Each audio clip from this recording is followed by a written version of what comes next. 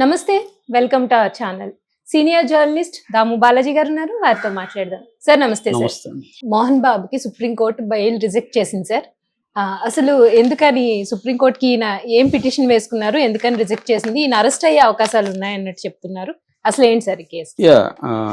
ఈయనకి డిసెంబర్ 23వ తేదీ హైకోర్టు ఇక్కడ బెయిల్ రిజెక్ట్ చేసింది. యాక్చువల్గా ఈ కేసు చాలా మందికి తెలుసు. బ్రీఫ్గా చెప్పాలంటే వాళ్ళ చిన్న అబ్బాయి మంచు మనోజ్కి మోహన్ బాబు ఫ్యామిలీకి మధ్య గొడవలు మొదలైనవి. మంచు మనోజ్ మోహన్ బాబు మీద కేసులు పెట్టాడు, మోహన్ బాబు ఏమో మంచు మనోజ్ మీద కేసులు పెట్టాడు. అంటే మంచు మనోజ్ వాళ్ళ టీం వచ్చి మా ఇంటి మీద దాడి చేసింది, నా ప్రాపర్టీని వాళ్ళు స్వాధీనం చేసుకున్నారు మాదాపూర్లో, దాన్ని విడిపించి నాకు ఇవ్వండి, నాకు వాళ్ళ నుంచి ప్రాణరక్షణ కల్పించండి అని ఈయన కంప్లైంట్ చేశారు. మనోజ్ ఏమో డైరెక్ట్గా మోహన్ బాబు మీద చేయలేదు, కానీ కొంతమంది వ్యక్తులు ఇలా చేశారు, సీసీటీవీ ఫుటేజ్లు కూడా తీసుకెళ్ళిపోయారు అని చెప్పారు. ఈ లోపల వాళ్ళ బ్రదర్ మంచు విష్ణు అమెరికా నుంచి వచ్చాడు, తను రంగంలో దిగాడు. దాంతో ఇంకా అది పెనవేసుకుపోయింది, చిక్కుముళ్ళు అంటారు కదా, అలాగా వెళ్ళిపోయింది. అతను ఏం చేశాడంటే మనోజ్కి సంబంధించిన బౌన్సర్లు అంతా తరిమేసి తన బౌన్సర్లు మోహన్ బాబు ఇంటి దగ్గర జల్పల్లి ఫామ్ హౌస్లో పెట్టాడు. ఎప్పుడైతే పెట్టాడో ఇతను ఏం చేశాడు, మంచు మనోజ్ తన బిడ్డ అక్కడ 9 months బిడ్డ అక్కడ ఉంది. సో తన 9 month ఫిమేల్ చైల్డ్ పాప ఉంది, ఆ పాపను తీసుకురావాలి నైట్ బయలుదేరి వెళ్ళాడు. అయితే అతనికి తెలుసు నేను వెళ్తే అక్కడ బౌన్సర్లు విష్ణు బౌన్సర్లు ఉన్నారు అడ్డుకుంటారని చెప్పి తన బౌన్సర్లు ఏమో రానివ్వట్లేదు. అందుకని తను ఏం చేశాడంటే కొంతమంది జర్నలిస్టులని రిక్వెస్ట్ చేశాడు, మీరు వస్తే నా మీద దాడులు చేయరు, వాళ్ళు కెమెరాలు అవన్నీ ఉంటాయి కాబట్టి. అంటే వీళ్ళు వెళ్ళారు, 5 ఇలాగా కొంతమంది జర్నలిస్టులు వెళ్ళారు. అయితే అక్కడ వాళ్ళు మనోజ్ ఊహించినట్టే ఇతన్ని రానివ్వలేదు. రానివ్వకపోయేసరికి మనోజ్ గట్టిగా వాళ్ళతో పెనుగులాడి గేట్లు ఓపెన్ చేసుకుని వెళ్ళాడు. ఆ క్రమంలో షర్ట్ కూడా చినిగిపోయింది. వెళ్ళిన క్రమంలో వీళ్ళు కూడా గేటు ఓపెన్ చేసినాక మనోజ్తో పాటే వీళ్ళు కూడా వెళ్ళారు. వెళ్ళినప్పుడు మోహన్ బాబు చాలా ఆగ్రహంతో, ఆయనకి ఇవన్నీ తెలియదు కదా, ఇతను పిలుచుకొచ్చాడా లేదా అని తెలియదు. అతనేమనుకున్నాడు, గత కొంతకాలంగా మీడియా మీద కోపంగా ఉన్నాడు. ఎందుకంటే ఇప్పుడు మోహన్ బాబు ఫ్యామిలీ గురించి ఇంత నెగిటివ్గా ఫస్ట్ టైం రాయడం మీడియా కూడా. విపరీతంగా మనోళ్ళు ఏంటంటే లేనిపోనివి రాసేయడంలో ఇవాళ మీడియా ఎలా ఉందో మనం చూస్తున్నాం. అలాగే లేనిపోనివన్నీ ఊహించి రాసేసి ఇదైంది. ఆయన చాలా బాధలో ఉన్నాడు, కోపంలోనూ బాధలోనూ ఉన్నాడు. ఆ టైంలో ఆయనకి ఇది కనబడేసరికి ఆయనకి కట్టలు దించుకున్న కోపం. మామూలుగానే ఏజ్డ్ పీపుల్కి బీపీ ఎక్కువ ఉంటుంది, ఈయనకి 78 అని ఆయనే చెప్పుకుంటున్నాడు. సో 78 yearsలో ఈ కోపంలో ఏం చేశాడు, ఆయన కన్నుమిన గనక రాగానే వీళ్ళకి తెలియదు కదా ఈ పాయింట్ ఆఫ్, వీళ్ళు ఆయన ఏమన్నా ఆయన మాట్లాడతాడేమో అనుకోని చెప్పండి సార్ అని వీళ్ళు మైక్ పెట్టారు. సో ఆయన కోపం వచ్చేసి మైక్ లాక్కొని ఇంకా కొట్టేశాడు. అప్పటికే ఆయన్ని వాళ్ళోళ్ళు టీము తీసుకున్నారు, లేకపోతే ఇంకా ఈ అబ్బాయికి ఇంకా గాయమైంది. అప్పటికి కూడా ఇక్కడ ఎముక ఎరిగింది. రంజిత్ అనే ఒక TV9 అబ్బాయికి, TV5 విలేకరులకు కూడా దెబ్బలు తగిలాయి. దాంతో వీళ్ళు కేసులు పెట్టారు. మొత్తం జర్నలిస్ట్ సంఘాల రంగంలో దిగినాయి. జర్నలిస్ట్ సంఘం మామూలుగా అయితే పోలీసులు ఫస్ట్ అత్యయత్నం కేసు పెట్టలేదు, మామూలుగా దాడి కేసు పెట్టారు. కానీ జర్నలిస్ట్ సంఘాలు ప్రెజర్ చేసే, ధర్నాలు చేసే, ఇవన్నీ చేసేసరికి పోలీసులు కూడా కేసు పెట్టాలని ఇదైంది. పైగా వీడియో ఫుటేజ్ ఉంది, అక్కడ ప్రత్యక్ష సాక్షులు ఉన్నారు. దాంతో 109 BNS భారతీయ న్యాయ సంహిత 109వ సెక్షన్ కింద ఆయన మీద కేసు పెట్టారు. అది హత్యాయత్నము కేసు అనమాట. హత్యాయత్నం అనేది నాన్ బెయిలబుల్ కేసు. దాని తర్వాత మన ఇక్కడ సిపి వాళ్ళు పిలిపించారు ఇద్దరిని. ఇటు మనోజ్ విష్ణు వెళ్ళారు. వెళ్ళి బైండ్ ఓవర్ ₹1,00,000 బైండ్ ఓవర్ ఇచ్చారు, మేము ఇంక మీదట గొడవలు చేస్తే ఈ ₹1,00,000 మీరే తీసుకోండి అన్నట్టుగా బైండ్ ఓవర్ రాసి ఇచ్చి వచ్చారు. వచ్చిన తర్వాత మళ్ళీ ఇప్పుడు ఎప్పుడైతే ఈయన దాడి చేశాడో ఈయన ఇమీడియట్గా మళ్ళీ వెళ్ళి హాస్పిటల్లో జాయిన్ అయిపోయాడు మోహన్ బాబు. 2 రోజులు ఎంతో ఉన్నాడు, మళ్ళీ వచ్చాడు. ఈ లోపల ఇంకా కొన్ని గొడవలు జరిగాయి. విష్ణు వాళ్ళ మదర్ బర్త్డేకి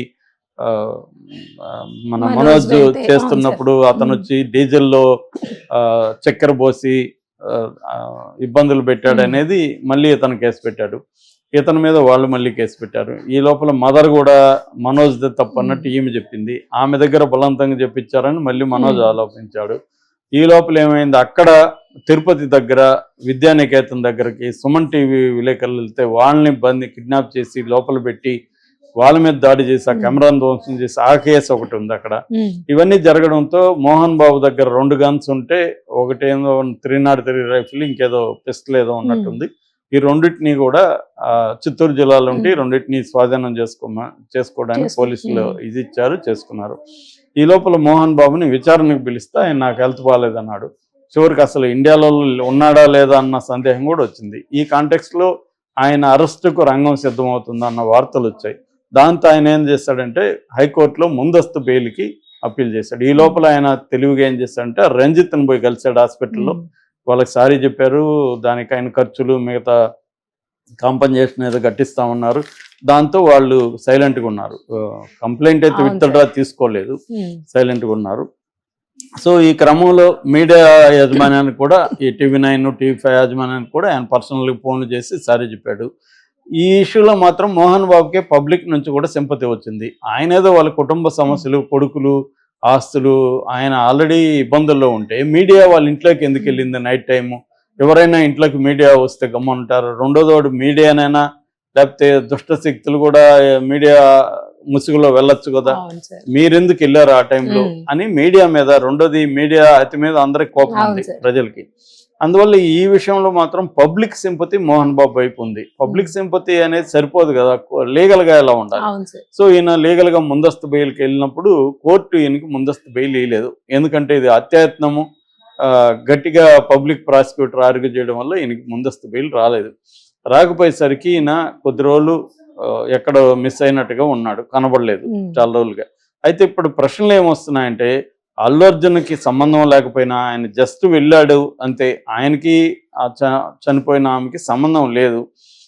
అది పోలీసుల అక్కడ సెక్యూరిటీ కానీ జనాల్ని లోపలికి పోనకుండా అడ్డుకోవడంలో పోలీస్ ఫెయిల్యూర్ కనబడుతుంది. దీని మీద హ్యూమన్ రైట్స్ కమిషన్ కూడా అడ్వకేట్స్ కంప్లైంట్ చేశారు. హ్యూమన్ రైట్స్ కమిషన్ కూడా పోలీసుల నుంచి నివేదిక కోరింది.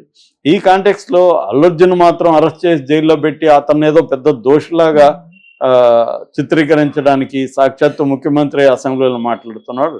ఇక్కడ మోహన్ బాబు డైరెక్ట్గా అటాక్ చేసి అతనికి కొద్దిగా అంటే కన్ను పోయిండేది, ఇంకా గట్టిగా తగిలింటే ప్రాణం పోయిండేది చేస్తే మాత్రం అతని మీద కేసు లేదు, అతను అరెస్ట్ లేదు, అతని మీద 109 పెట్టి అతన్ని ఎందుకు మీరు అరెస్ట్ చేయట్లేదు అన్న విమర్శలు గవర్నమెంట్ మీద వస్తున్నాయి.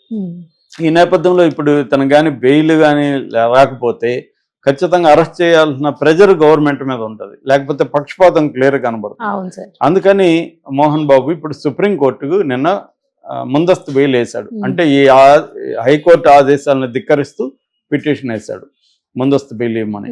అయితే అక్కడ ఏం జరిగింది, ఈయన ముకుల్ రోహత్గిని అడ్వకేట్గా పెట్టుకున్నాడు.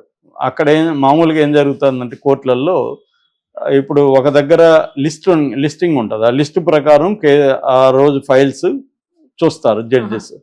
ఇప్పుడు ఒక లిస్ట్ వచ్చే లోపల ఇదే అడ్వకేట్ ఇంకొక కోర్టులో, సుప్రీంకోర్టు అంటే దాదాపు 50 కోర్టులు ఎన్నో ఉంటాయి లోపల బెంచెస్. సో అక్కడికి వెళ్ళాలి కదా, వేరే దగ్గరికి వెళ్ళినప్పుడు ఇది వచ్చింది అనుకో, అప్పుడు ఏంటంటే 2 రకాలు అడుగుతారు. ఒకటి అడ్జర్న్మెంట్, రెండోది పాస్ ఓవర్ అంటారు. అడ్జర్న్మెంట్ అంటేమో పోస్ట్ పోన్ చేయమని, పాస్ ఓవర్ అంటేమో దీన్ని పక్కన పెట్టి మిగతా లిస్ట్ చూసుకోండి, ఈ లిస్ట్ అయిపోయినాక దీన్ని చేయండి అనే దాన్ని పాస్ ఓవర్ అంటారు. అలాగా పాస్ ఓవర్కి అడిగారు అనమాట.